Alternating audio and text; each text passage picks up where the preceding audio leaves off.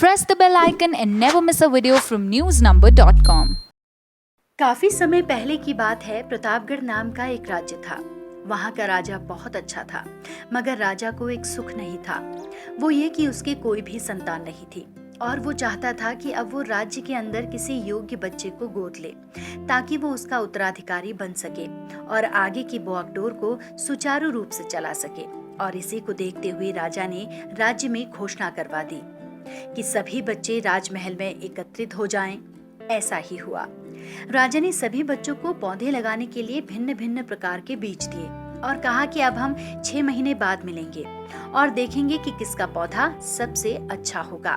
महीना बीत जाने के बाद भी एक बच्चा ऐसा था जिसके गमले में वो बीज अभी तक नहीं फूटा था, लेकिन वो रोज उसकी देखभाल करवाता था और पौधे को पानी देता था। देखते ही देखते 3 महीने बीत गए। बच्चा परेशान हो गया।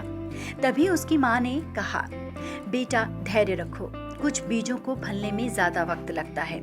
और वो पौधों को सींचता रहा।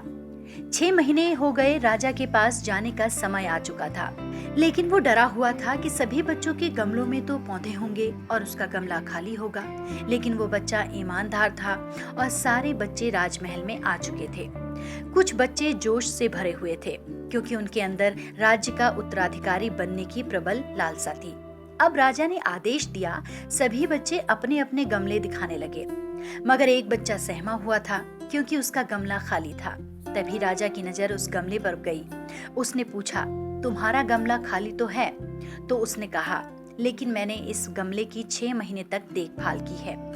राजा उसकी ईमानदारी से खुश था कि उसका गमला खाली है, फिर भी वो हिम्मत करके यहाँ तो आ गया। सभी बच्चों के गमले देखने के बाद राजा ने उस बच्चे को सभी के सामने बुलाया। बच्चा सहम गया और राजा ने वो गमला सभी को दिखाया। सभी बच्चे जोर से हंसने लगे। राजा ने कहा, शांत हो जाइए, इतने खुश मत होइए। आप सभी के पास जो पौधे हैं वो सब बंजर हैं। आप चाहे कितनी भी मेहनत कर लें, उनसे कुछ नहीं निकलेगा, लेकिन असली बीज यही था।